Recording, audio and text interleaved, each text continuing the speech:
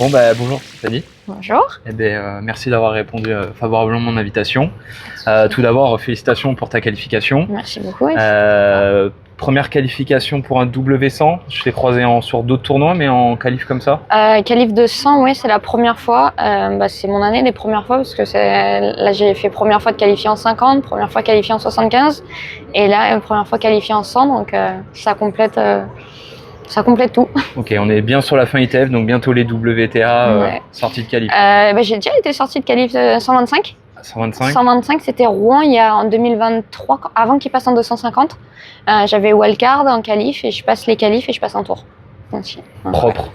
Bon, bah, l'année prochaine, en 250, tu sors les qualifs. Exactement, c'est l'objectif. On va se donner quel objectif. Bah, justement, donc tu bats Diana Martinov 600-6-4, si je me trompe pas. Comment sont les sensations ces dernières semaines? J'ai regardé un petit peu, les résultats sont plutôt très bons. Là, tu es autour de la 350e place. Je vais pas dire 450e. 450. Ouais, 450. Bien, je commence bien. Je pourrais la recouper. Donc, tu es autour de la 450e place. Tu as été au mieux, je crois. 454 en 2023. Voilà, donc je suis de retour. Donc, tu es plutôt dans une. Bon, en tout cas, ça, c'est sûr, tu es dans une bonne dynamique. Tu as passé pas mal de tours ces derniers temps. Tu as eu un premier tour difficile hier, très difficile. Très long. Donc, comment tu te sens après ces deux belles victoires, on va dire? En confiance, ça fait du bien de sortir. Les qualifs, c'est jamais facile. Et en plus, j'ai eu des matchs assez longs, compliqués. Je m'en sors gagnante, donc très contente de ce que j'ai pu faire parce que les sensations n'étaient pas trop là au départ. Là, j'ai un peu de mal à m'habituer. Les balles, surtout ici, elles sont très lourdes et elles volent beaucoup. Donc j'avais un peu de mal dans le premier match et j'ai bien galéré, 3h15, et après ça m'a permis justement de m'habituer déjà et d'être un peu plus en confiance quand on gagne un match aussi serré. Cette Isodère, franchement, après on a les jambes un peu lourdes, mais la tête suit au moins, voilà. Donc après, ça m'a bien aidé. J'étais en confiance. Après, je connaissais en plus Diane.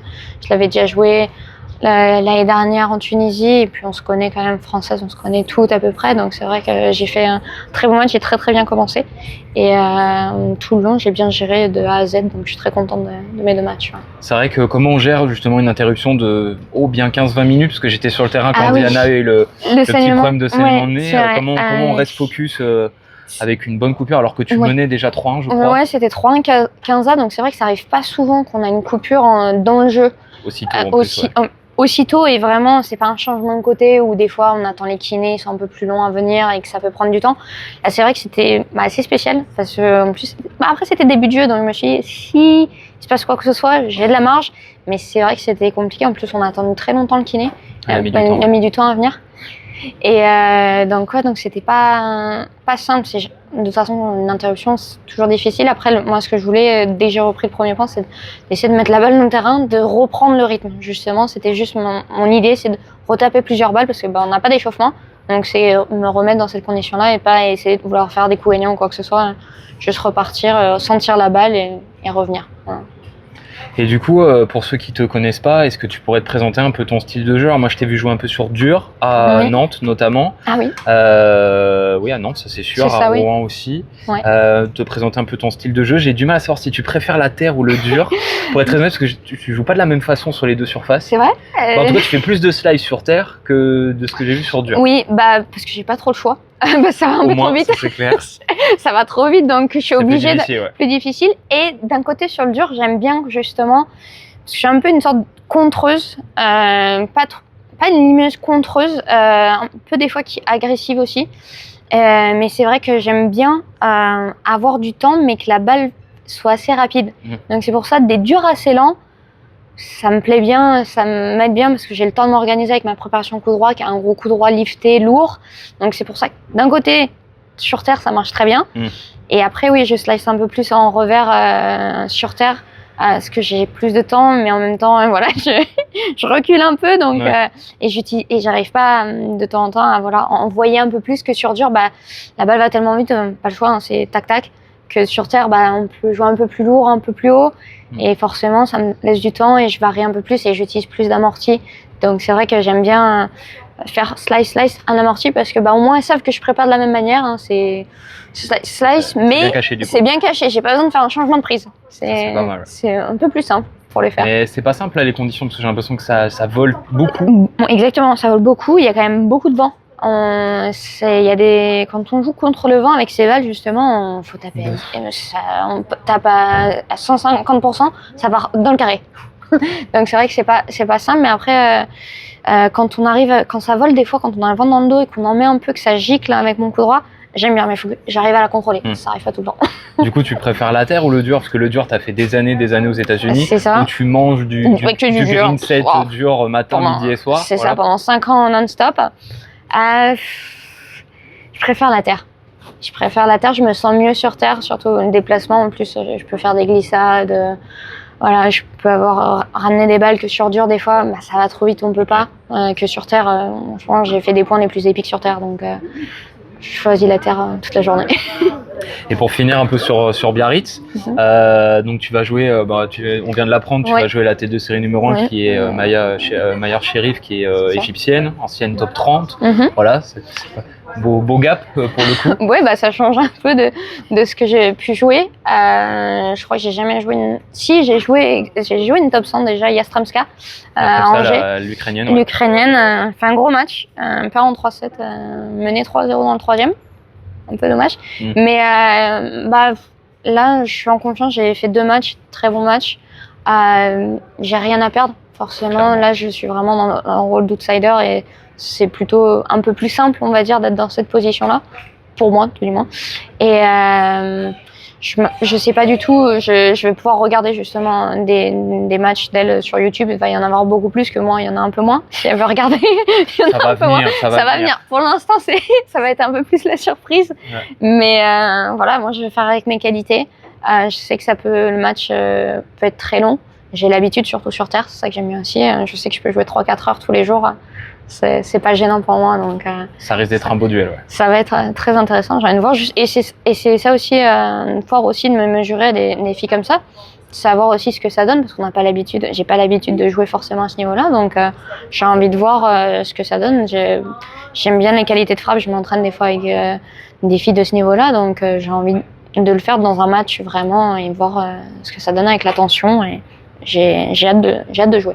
Et hors tournoi, tu t'entraînes où? Ton camp de base Mon camp de base, il est à Nice. Maintenant, je m'entraîne à Nice. Vous êtes pas mal de là-bas d'ailleurs. C'est vrai. Ouais, alors de base, je suis rouennaise, mais j'habite à Nice. Enfin, ma maman habite à Nice depuis 8 ans. Et là, j'ai commencé depuis que je suis revenue aux US, là, depuis cette année. En janvier, vraiment, j'ai commencé à Nice, parce qu'avant, j'étais aussi à Barcelone. J'ai fait pas mal de semaines avec un ancien coach que j'avais là-bas. Et là, j'ai commencé avec mon nouveau coach, Pierre Arfi. Là, en début d'année, en janvier, j'ai mon préparateur physique aussi à Nice, donc c'est parfait. Je peux voir ma maman plus souvent. C'est bien, la famille, c'est important. C'est important, oui. Tu as totalement raison. Ouais. Et du coup, au niveau de ton projet, comment tu le construis en sortant des États-Unis? Tu as des objectifs un petit peu. Alors, je vais pas te demander ton compte en banque évidemment, mais comment s'organise que suivant bien le circuit secondaire maintenant, c'est une tannée, on va dire, disons les choses sur le volet financier. C'est vrai. Comment tu te structures là-dessus? Cette semaine, tu es toute seule, mais j'avoue que j'ai fait pas mal d'économies aux US. Justement, pour ça que je suis partie là-bas. C'était soit j'arrêtais le tennis, soit je partais aux US. Donc je suis partie là-bas 5 ans. J'ai pu mettre pas mal d'argent de côté, qui m'a permis maintenant d'essayer d'avoir une structure vraiment complète, pas me dire je tente le circuit toute seule, parce qu'on va pas se mentir, le circuit est de plus en plus dur, et que toute seule c'est bien, mais il y a des limites pour progresser. Il faut avoir un coach, il faut investir. Donc c'est vrai que là je me donne au moins 1 an. Je sais que je peux tenir 1 an jusqu'à la fin de l'année, et après forcément on verra à la fin de l'année les résultats, et après si je peux continuer à toujours investir. Là, va être la question. Je ne sais pas, parce que ça va très très vite. Je m'en rends compte là avec justement prépa physique, entraîneur tennis, ça va à une rapidité, mais pour moi, je préfère investir et de tout donner et de vraiment me donner une chance. Et après, donc, je ferai les comptes à la fin de l'année, voir dans tous les sens du terme, faire les comptes, résultats, argent, coach ou pas, et d'essayer de continuer, parce que en 1 an, je veux me laisser plus de temps. parce que sortir après 5 ans sur un circuit une université qui est quand même autre, qui a un très bon niveau, mais c'est totalement différent. C'est pas pareil, les conditions sont pas pareilles, même les règles sont pas pareilles. On joue avec le LED comme les juniors, on joue 40 à NOAD. C'est vrai, c'est des matchs en 1-7 des fois. Des fois en double, c'est 1-7. Et puis l'ambiance qu'il y a, c'est pas du tout pareil. Ayant pas mal interviewé de gens Donc c'est vrai que ça change beaucoup. Et que, voilà, je me dis en un an, bien sûr, et tout le monde aimerait bien en un an d'avoir une ascendance fulgurante et finir top 100. Après, je me laisse, voilà, j'espère en 2-3 ans, c'est le but d'avoir 2-3 ans. Après, c'est pouvoir tenir 2-3 ans sur le circuit, pouvoir avoir les conditions. C'est toujours tout ça, hein, le plus important, c'est de me dire, c'est ce que j'ai envie. Après, est-ce que ça va être possible? Ça, c'est deux choses différentes. Et est-ce que tu fais appel à du mécénat? Alors, il y a toujours les familles qui aident un peu derrière, mais est-ce que tu fais appel à mécénat? Je sais qu'il y a des joueurs et des joueuses qui ont même fait du cross-funding. Par exemple, de Loïs qui avait fait une cagnotte, je crois, à Loïs Boisson il y a quelques temps. Bon, là, ça va mieux. Là, ça ira. Mais est-ce que toi, tu as pensé à faire ce genre de choses? J'y ai pensé. J'ai un peu de mal avec les cagnottes parce que c'est beaucoup les personnes que je connais et tout. Mais ce que je vais essayer de faire, c'est d'essayer d'aller recruter, voilà, d'aller parler à des entreprises. Parce qu'en plus, en France, ça peut être bénéfique. C'est bon pour moi et aussi pour eux au niveau de la déduction des taxes, ça peut être intéressant pour eux. Donc c'est faire de porte à porte. Donc c'est ça qui est pas simple. Faut du temps en plus. Faut du temps. Il faut aussi en plus trouver aussi les acquis. C'est pas aller tout n'importe quoi. Donc c'est pas simple non plus de savoir exactement qui serait potentiellement d'accord et ok de faire ça. C'est vrai que c'est pas simple. Il y a des grosses compagnies comme Angie, tout ça, mais ils donnent pour les tournois, c'est difficile dans les projets particuliers. Ça ferait même presque conflit d'intérêt peut-être avec Angie. Voilà, peut-être, mais voilà, c'est vraiment trouver des entreprises un peu privées qui, dans la région, j'imagine, après national, pourquoi pas, mais c'est vrai que c'est pas simple à trouver, donc je vais essayer de faire ça, surtout qu'en plus là, comme je suis revenue en France, moi, pendant 5 ans, en fait, je suis un peu aussi inconnue, hein. Personne ne me connaît, pendant 5 ans, là, on voit une Française, on est quand même beaucoup, et on en voit une qui sort un peu de nulle part, qui se dit, bon, c'est qui celle-là, donc c'est vrai qu'après revenir après 5 ans, faut retrouver les ressources, se faire un peu un réseau, c'est pas facile, donc voilà, c'est que le début. Alors, je vais poser peut-être une question tabou. Au pire, on la mettra pas, mais est-ce que la Fédé, elle t'aide un petit peu? Non, la Fédé ne m'aide pas, ne m'a jamais aidée. J'ai toujours été avec un coach privé, argentin. Donc ça peut aider en plus. Franco-argentin. Mais ça n'a jamais, on va dire, passé. Pourtant, j'ai toujours été dans les meilleurs de mon année depuis toute petite jusqu'à mes 18 ans. Ça n'a jamais été que j'étais pas dans les meilleurs, mais ils ont jamais vraiment accepté le fait que voilà, j'ai mon coach privé. J'ai eu ma maman qui m'accompagnait aussi beaucoup sur les tournois. Et les parents normalement sont pas autorisés dans les TMC et tout ça. Mais moi, vu que j'étais somnambule, je le faisais quand même beaucoup de fois. Et il y a eu un moment donné où c'était un peu risqué. Donc c'est pour ça que j'ai eu une lettre du médecin de la Fédé. J'ai dû aller à la Fédé avec le médecin de la Fédé en disant que oui, j'étais somnambule et j'avais besoin de ma maman avec moi dans la chambre pour être sûre que il se passe rien. Donc ça n'a pas aidé. Le fait d'avoir ma maman plus mon coach, ça n'a pas passé auprès des ligues. Déjà au départ, c'était juste les ligues, c'était même pas la Fédé parce qu'on est trop jeune, donc c'est vraiment à partir des ligues. La ligue n'a pas apprécié, donc après le relais avec la Fédé, c'était hors de question. J'ai jamais vraiment fait la demande non plus d'intégrer les pôles France. Je voulais pas partir parce que pour moi, j'étais avec ma mère, ce qui est très important. Mon coach, ça marchait bien, donc je ne voyais pas l'intérêt en fait de partir. Et donc voilà, ça conflit. Ça toujours, même si après que je suis partie aux US, j'ai entendu parler qu'ils aidaient un peu plus les projets privés. Mais voilà. On va dire un joker. Voilà, c'est pas non plus. C'est pas ouf de ouf. Voilà. Donc. On va pas se cacher. Non, mais c'est vrai. Donc, moi, j'ai jamais été hors Fédé. C'est pour ça que j'ai été obligée d'aller aux US. Ma mère n'était pas au courant quand j'ai signé. J'ai signé sans que ma mère le sache. Ah, aux US? Aux US, oui. Bonne ambiance au repas. Au repas, quand je l'ai annoncé pour son anniv. Très bien. Son anniv, c'était cadeau d'anniv. Non, un mois après, désolé, dans un mois. Je te souhaite un bon anniversaire, dans un mois, je me pars 5 ans. C'est ça. C'était ça. En plus, surtout qu'en France, on a quand même eu. En Europe, surtout en France, la culture, on part aux US, ça veut dire qu'on arrête de jouer pro, qu'on abandonne, qu'on va faire des études, faire la fête et tout ça. On part vraiment, la Fédé, maintenant ils commencent à dire que c'est bien de partir aux US. Ça change un peu parce que déjà chez les femmes, il y en a beaucoup. Peyton Stearns, Navarro, qui sont quand même dans le top 10. Enfin, Stearns non, mais Navarro, et ils ont été quand même 2-3 ans aux US. À la fac, c'est des Américaines, hein, donc le niveau est quand même très bon. Mais c'est vrai que ça change un peu de discours maintenant, mais quand je suis partie en 2018, c'était en gros, t'arrêtes le tennis, t'arrêtes ta carrière. Surtout qu'en termes de statistiques, il y a plus de filles qui ont joué aux États-Unis qui arrivent top 100 que de garçons. Que de garçons, ouais. Pourtant. Il y a Ben Shelton, évidemment. Ben Shelton, Jane Fernie maintenant, de TCU, qui a fait d'ailleurs lui une année incroyable, il est passé de 1200 ATP à top 100 en un an. Et Arthur Rinderknecht pour les Français. Arthur Rinderknecht en français, et il y a Valentin Vachereau, il n'est pas top 100. Ah, le Monégasque. Mais le Monégasque, ils sont cousins avec Arthur Rinderknecht. Ah, ils sont cousins. Ah bah j'avais pas l'argent généalogique. Je crois, parce que je me rappelle, j'avais fait une visite justement à Texas A&M, les deux où ils ont joué. C'est eux qui m'ont fait la visite parce qu'à ce moment-là, je parlais pas très bien anglais. Donc c'est ce qu'ils m'avaient dit, il y a Valentin, et maintenant il y en a un encore de Raphaël Perrault qui commençait aussi très bien jouer. Mais ouais, non, donc c'est pour ça que je suis partie. J'ai fait vraiment les 5 ans jusqu'au bout pour mettre vraiment l'argent jusqu'au bout. Et après, il y a eu juste une année, l'année dernière, où la Fédé m'a aidée, dans le sens où ils m'ont donné 3 wildcards. Les wildcards. Voilà, c'est une aide. On peut dire comme ça, c'est déjà très bien. J'ai eu wildcard, j'ai eu à Poitiers. Donc j'ai 80 minutes, je joue Madlenovic, premier tour. C'était à ce moment-là, elle dure très très rapide. Là. C'était voilà, je perds 6-4 au 3e set. Après j'ai eu wildcard parce que j'avais bien joué. J'ai eu 2 wildcards avant, mais de la Normandie, de la Ligue, le Neubourg. Ah, le Neubourg en 75. Quand j'ai fait, c'était en 2023, c'était un 80 000 encore, ça existait encore. Et j'avais battu Simona Walter, j'avais fait quart de finale. En ayant wildcard du tournoi, et après un mois après j'ai eu wildcard justement pour Rouen, parce que le directeur du tournoi il sait qu'il me connaît depuis j'ai 8 ans, qui m'avait bien aidé en ayant la wildcard, et j'avais passé les qualifs, passé un tour, et j'ai perdu contre Golubic qui gagne le tournoi.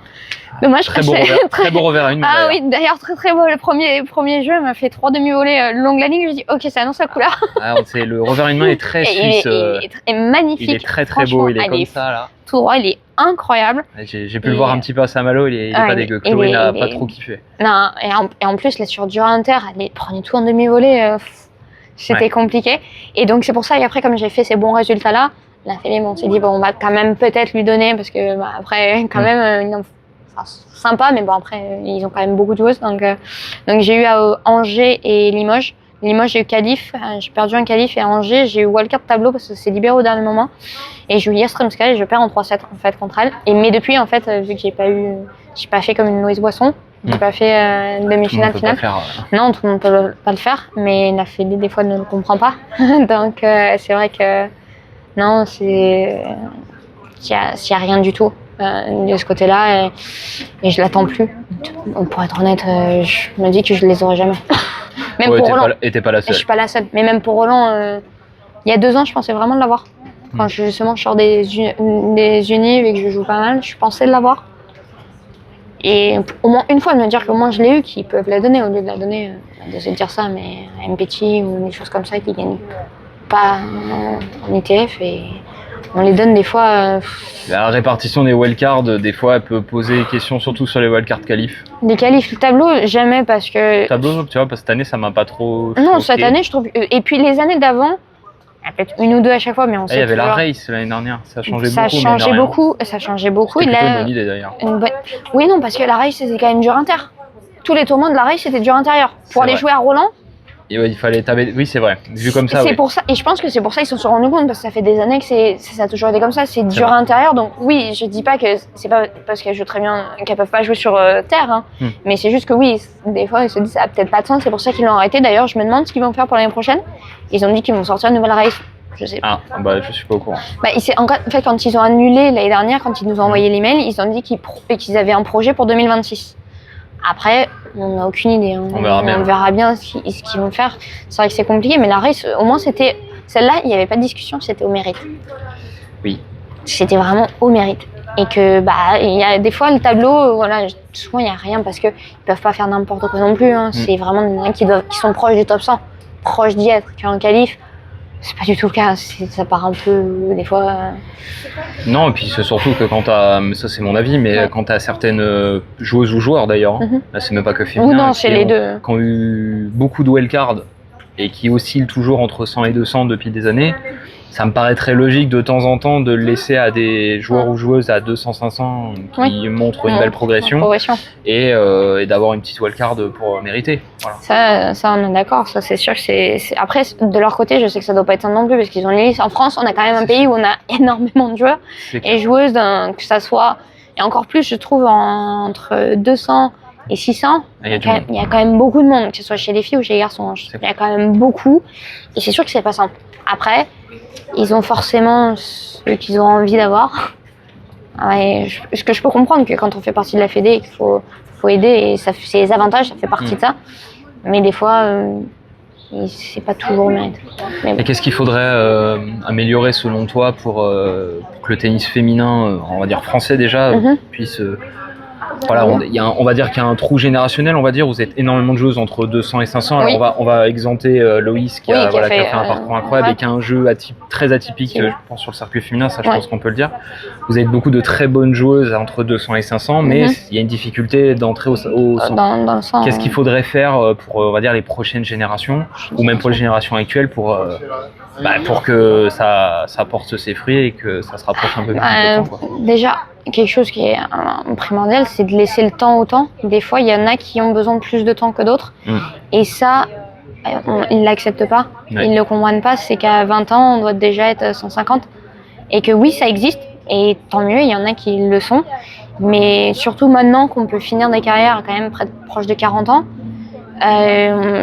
si on arrive à 26, 27 ans, on n'est pas rôti. On est loin d'être rôti, on pourrait en faire encore 10-15 ans. À force de l'âge, normalement, 27 ans. Voilà, et c'est normalement, en plus, c'est là où physiquement on est mieux.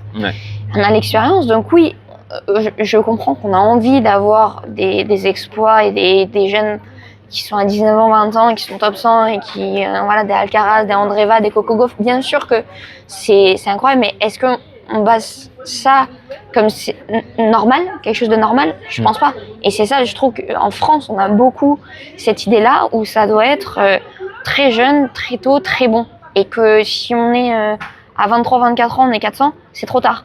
Et c'est le problème, et c'est pour ça que justement, on n'aide pas ces personnes-là. C'est vrai, je suis d'accord. En fait, c'est ça aussi le cercle vicieux, c'est qu'ils les aident pas parce que ils sont, entre guillemets, trop vieux ou trop vieilles, mais que pour aussi monter, des fois, il y aura besoin de cette aide. Que c'est pas juste qu'ils sont pas bons, c'est juste que des fois, toujours dans les qualifs ou qui est pas peut-être parce que dans le tennis, des fois, un tournoi peut changer la carrière. Loïs, encore, c'est encore autre chose d'un grand chelem, mais même sur un tournoi à 125, à 250, les points vont très vite. Ça peut changer, ça peut aussi la confiance, rien que ça. Et je pense que c'est beaucoup ça, parce qu'on le voit dans d'autres pays. Moi, je connais beaucoup, mon coach était argentin, beaucoup l'Argentine. À 30 ans, c'est encore très jeune, 28 ans, et on voit bien, les Argentins, ils arrivent top 100, entre 26 et 29 ans. Quand même, c'est long, c'est le travail, ça prend du temps, et c'est ça que vraiment en France, je trouve qu'on n'a pas du tout cette mentalité-là. En fait, le temps au temps, tu vois. Le temps au temps, c'est que ça veut pas dire que je reste sur mes acquis, j'ai le temps, c'est dans 5 ans. Non, c'est bosser tous les jours, faire ce qu'il faut faire tous les jours, mais que oui, il y en a qui prennent plus de temps. Et qu'il y en a, que ça soit au niveau du type de jeu, que ça soit dans la tête, il y en a qui prennent plus ou moins confiance plus tard, il y en a plus tôt que d'autres. Maturité, dans le jeu, dans la gestion des émotions durant le match, gérer la gestion globale de toute l'année, de savoir quand est-ce que... Moi, c'est vraiment quelque chose que je vois quand j'étais en uni, je savais que j'ai 6 mois à peu près dans l'année pour jouer. Un peu moins, parce que des fois je pouvais pas jouer durant le fall, là en août, entre août et décembre j'étais en univ, mais l'été j'avais 3 mois, je jouais les 12 semaines d'affilée. On va pas se mentir, 12 semaines d'affilée c'est pas l'idéal. Non, c'est sûr. Faut savoir, pour s'entraîner, pour récupérer, et c'est ça, et c'est très dur de savoir comment se connaître soi-même, parce que tout le monde est différent, et ça on l'apprend au fur et à mesure, l'expérience. Et ça, oui, il y en a qui l'ont très tôt, et il y en a d'autres qui l'ont un peu plus tard, et ça pourrait aider, je pense, justement, que mettre aussi moins de pression sur les joueurs en disant vous avez 23 ans, 24 ans, c'est fini, vous avez pas percé. Il y a encore tellement de marge. T'as encore du temps. Je pense, pour moi, je le vois comme ça. Et de plus en plus, on le voit en plus. Paolini, sa meilleure année, à 27 ans. c'est quand même des... Et puis on a un exemple chez les garçons, c'est Wawrinka. Wawrinka, il a tout explosé à 28-29. Voilà, c'est sûr. Là, c'est plus dur, mais il a encore 130 à 40 ans. Il est quand même, voilà, il faut quand même le jouer. Faut jouer le revers encore. Il faut quand même jouer. Et puis physiquement, quand même, il tient, il se blesse pas. Il faut une hygiène de vie de folie. Voilà, une hygiène de vie qui est quand même assez incroyable, les efforts qu'il fait tout le temps. Franchement, c'est incroyable ce qu'il fait. C'est certes, il est plus à sa prime comme il était avant. C'est clair. Mais il est encore là, il joue très bien. Et je pense qu'il y en a beaucoup qui peuvent encore jusqu'à 30 ans percer. Et s'ils percent à 30 ans, et c'est comme si c'était presque tabou. On perce à 30 ans, mince, c'est mauvais. Bah non, on a percé. Non, on n'a pas tous la même entrée dans la maturité. La maturité, des fois, aussi, personnellement, dans la vie aussi personnelle, on ne sait pas ce qui se passe. Dans beaucoup de personnes, on ne peut pas savoir et qu'il y a des choses à l'extérieur qui font qu'on ne peut pas. Parce que dans le tennis, c'est tellement dur que s'il y a un ou deux trucs à l'extérieur qui n'est pas correct, et ça n'aide pas. Je ne dis pas que c'est une excuse, mais c'est que tout doit être quand même aligné correctement pour performer. Et que des fois, il y en a que plus ou moins qui ont des problèmes familiaux ou je ne sais quoi, et qui fait que à ce moment-là, ils ne peuvent pas jouer correctement. Et des fois, c'est laisser un peu plus de temps. Laisser le temps, au lieu de leur mettre la pression, de dire faut à tout prix que tu gagnes à cet âge-là, sinon c'est mort. Et selon toi, qu'est-ce qui te manque ou qu'est-ce que tu as à travailler pour justement te rapprocher du top 100 en termes de jeu, de style de jeu, de physique Travailler physiquement, ça c'est sûr, parce que mon jeu demande quand même beaucoup, c'est très physique. Les jeux de contreur rameurs, c'est entre guillemets, il faut être très physiquement. En plus, mes qualités, c'est quand même ma rapidité de mon déplacement, je l'utilise beaucoup, parce que je suis quand même assez petite. Centre de gravité bas. Voilà, centre de gravité bas, j'ai pas l'épaule pour servir à 200. J'aimerais bien de temps en temps pouvoir servir, me dire gagner moins fatigué. Moins fatigué, tu vois, me dire, là il y a 40 ans, allez, première balle, merci, au revoir. C'est ça. C'est sympa, mais je sais que voilà, moi ça va être une première seconde, et ça va être chaque point, ça va être 5-6 frappes minimum. Donc physiquement, je dois le travailler, et ça prend du temps aussi. Par exemple, moi je sais que mon physique, ça prend beaucoup de temps à le faire, parce que c'est pas quelque chose que ça on peut le faire plus vite que la nature. Puis quand tu es tout le temps sur le circuit, c'est dur de prendre des temps de prépa. De prépa, moi j'ai de la chance quand même que mon prépa il m'envoie des séances tous les jours en fonction de des salles qu'on a, de ma fatigue. Donc il le fait à distance, c'est pas simple, mais il est super pour ça. Il est incroyable d'ailleurs, il est très réactif quand je lui dis j'ai besoin de ça dans 2 heures, il va le faire. C'est vraiment, il est top. Et donc physiquement à travailler beaucoup, ça je le sais, ma caisse, la force aussi, pour avoir un peu plus de force, plus d'expérience sur le circuit aussi, qui me manque en fait, de jouer des plus gros, des plus petits aussi, tout ça, de faire 1 an, voire plus, parce que j'ai pas fait encore 1 an complet sur le circuit, de A à Z, donc c'est aussi un peu une découverte, donc ça, savoir le gérer, quand s'entraîner, quand se reposer, quand faire, de planifier correctement. Donc ça, juste de l'expérience, ça prend du temps. Et voilà, de progresser dans tous les aspects. Ce que je fais, je vais pas changer mon jeu, je vais pas être à l'intérieur du terrain, envoyer des souches. Ça va être continuer mon jeu et de l'améliorer, d'avoir un plus gros coup droit, encore plus lourd, améliorer mes déplacements, mon revers aussi, pas toujours slicer, parce que slicer c'est le confort, aussi vous investir et frapper. Donc avoir un jeu vraiment plus complet dans tous les domaines. Voilà, j'ai pas un coup incroyable, mais j'ai tout qui est plutôt bien, donc c'est renforcer tout ça pour que ça devienne de mieux en mieux et de jouer, d'apprendre et de gagner des tours, comme là, me qualifier dans un 100, me qualifier chaque étape, faire mieux, progresser. Et question un peu bateau, mais qu'est-ce qui te fait kiffer dans le tennis au final? Parce que c'est beaucoup de galères. On va être un peu positif, mais voilà, c'est des galères sur le circuit secondaire pour le moment. Mais qu'est-ce qui te fait kiffer en fait dans le tennis? Les matchs, comme le premier tour, des matchs durs, des matchs, des gros matchs durs, 3 heures contre une grecque là. C'est ça, des matchs de un peu se mettre dans le dur et de la compatibilité qu'il y a. J'aime bien aussi, c'est pour ça que j'aime bien le tennis, c'est un sport solo, c'est moi qui dois me débrouiller, même si des fois il y a les coachs. Avec son propre ego. C'est ça, mais c'est m'en sortir, trouver des solutions. Le tennis, c'est beaucoup, je trouve, trouver des solutions. Voilà, dans les tactiques, on fait ça, ça marche. Après, ça marche plus, on va chercher d'autres choses. Et c'est le combat qu'il y a. Honnêtement, je préfère un match qui dure 3 heures que de gagner 1-1. Ok, c'est sympa, je dis pas non. Pour la récup, ça peut être pour la récup, c'est bien quand de temps en temps, mais ce combat-là, ce fight et de pas savoir, d'être un peu tendu, avoir la boule au ventre, c'est ça qui est sympa. C'est vrai qu'en match, on te voit plus nerveuse. Et en dehors, on te sent beaucoup plus posé. Bah oui, ça. Ouais, je suis très chill en dehors. Et après, sur le terrain, je suis... Oh, on connaît d'autres caractères. Hein. Non, on ne citera pas les noms. Voilà, Benoît Paire, on peut le dire. Hein. Oh, j'avais un autre dans la tête, mais je ne citerai pas. Ok, bah, tu me le diras en off. C'est de qui je parle. Mais non, mais c'est vrai que sur le terrain, je suis plutôt calme. Après, oui, je peux être nerveuse quand il y a un peu de pression, forcément, et j'ai besoin de parler un peu pour aussi extérioriser. J'ai remarqué que si je garde tout pour moi, des fois, c'est un peu pire, ça va me mettre un peu plus de tension. D'extérioriser, mais après, j'ai jamais cassé une raquette, jamais hurlé non plus. C'est bien, jamais cassé une raquette. Non, ça, c'est quelque chose, jamais tu parles de parler, ça m'amène une question. C'est vrai que maintenant, le coaching est autorisé, alors dans un cadre un peu flou, j'avoue, de temps en temps, mais toi, tu trouves que c'est plutôt bénéfique? Toi, tu trouves ça bien? Ou à l'inverse, il faudrait qu'il n'y ait pas du tout de coaching? C'est quoi ta vision là-dessus? Je trouve que le fait c'était sympa avec sa box de trouver des codes. Je trouvais que ça, c'était un peu plus sympa. C'est vrai que c'était des fois des codes à 3 chiffres. Voilà, ou des petits signes. Après, il met la main là, il tourne la tête. Je sais pas, ça donnait un petit plus un peu fun de se dire, on n'a pas le droit, mais on le fait quand même. Ouais. D'un côté, je suis pour quand même parce que ça aide quand on en a besoin dans les moments importants et que on est un peu paniqué. Des fois, on est submergé. Je pense que ça peut aider, mais je trouve que ça aussi enlève beaucoup. Je le vois beaucoup, surtout en plus bas, dans les niveaux. C'est que surtout enfin moi, mais c'est qu'elle se réfléchit plus. Bah, tu deviens totalement. C'était ma question. Tu deviens dépendant totalement de limite. Je joue à droite, je joue à gauche. C'est ça. C'est le coach qui est en train de te dire après tous les points. Ça, moi, j'ai du mal. Ouais. En plus, même là avec mon coach actuel, c'est pas tous les points qu'il va me parler. Hein. On reste. Ça a pas l'air, en tout cas, de ce que j'ai vu avec Alizé. C'était où, à Strasbourg? Oui, non, c'est. Pas trop. Non, c'est aussi c'est moi qui sur le terrain. C'est moi qui joue. Donc oui, certes, des fois, j'ai besoin d'avoir un peu une réassurance et dire 2-3 mots, mais le coaching tout le temps, tous les points, moi, je suis pas une grande fan.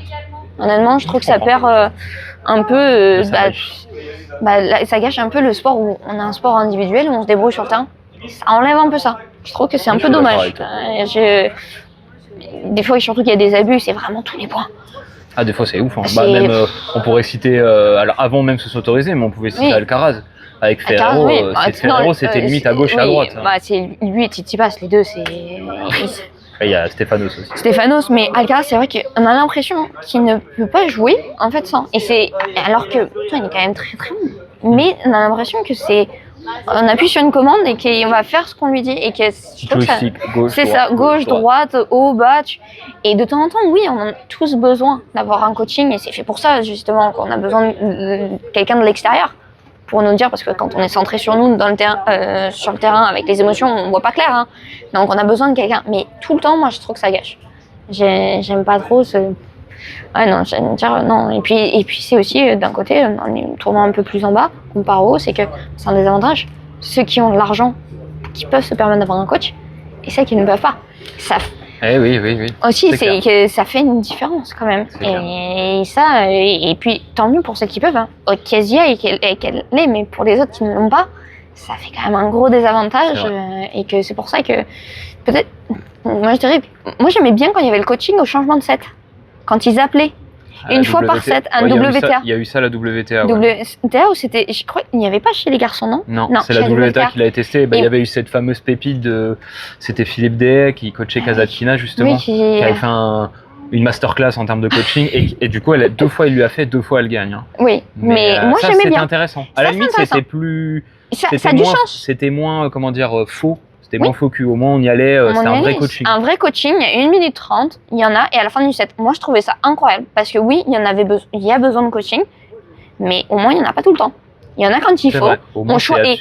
Et c'est aussi quand la joueuse en a besoin.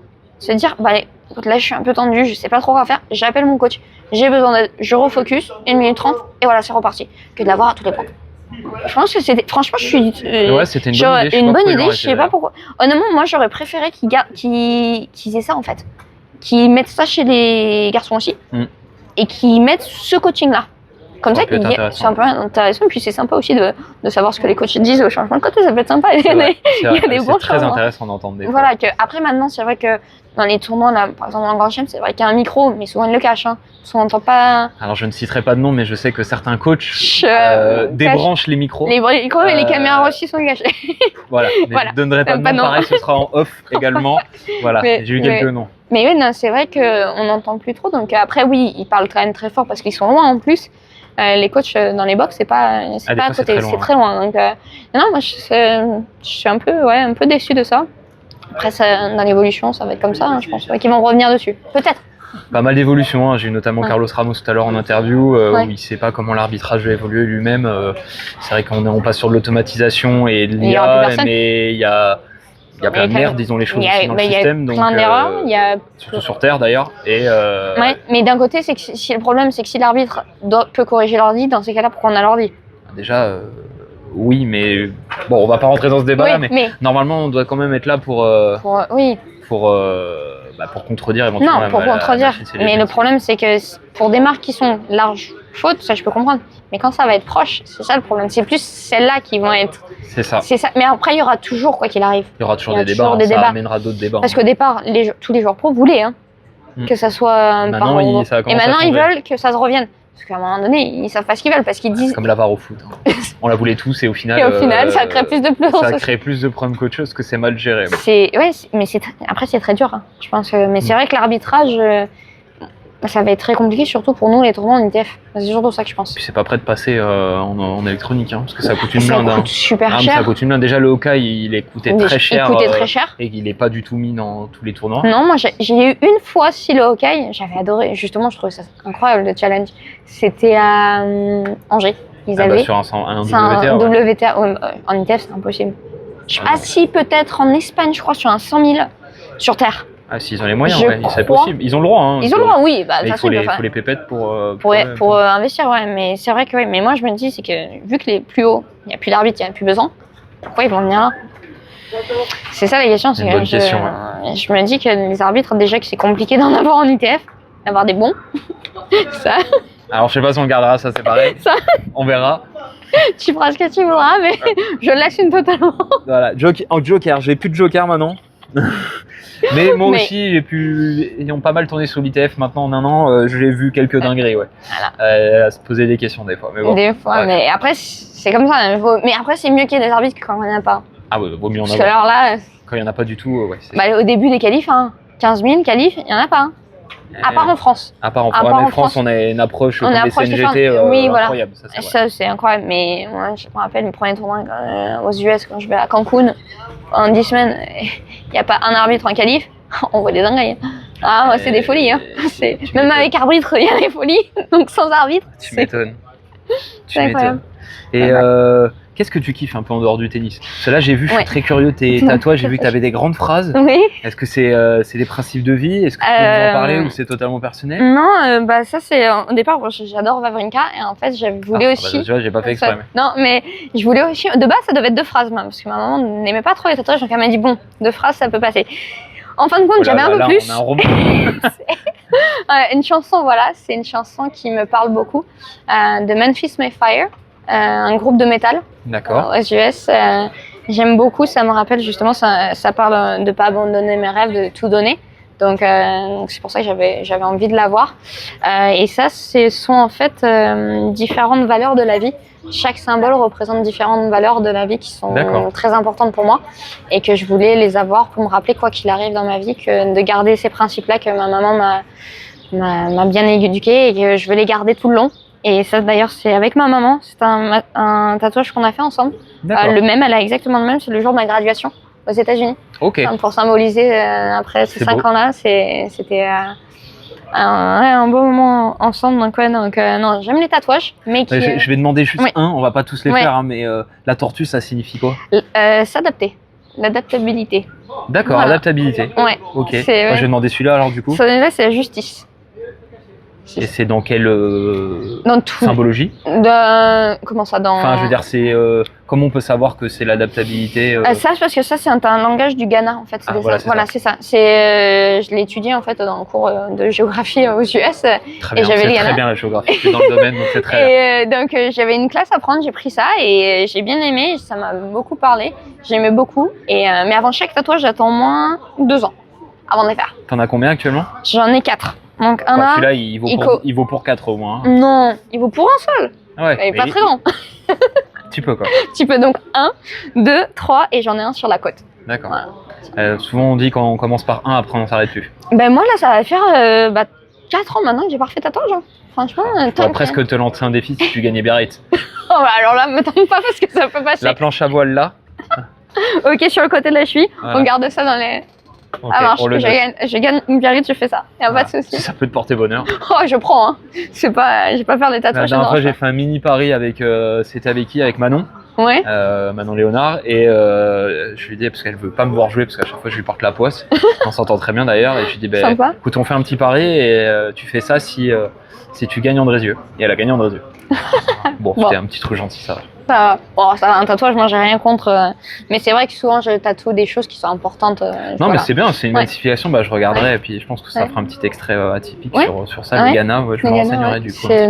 C'est Akara. Exactement le nom du Akara ou Ankara, je sais plus exactement ce que c'est. Bah Akara c'est une ville au Ghana. Mais c'est le nom, les symboles, c'est les symboles Ankara ou Ankara, un truc comme ça, ouais. Et voilà. Mais sinon, ce que j'aime faire en dehors de tennis, j'adore faire de la plongée sous-marine.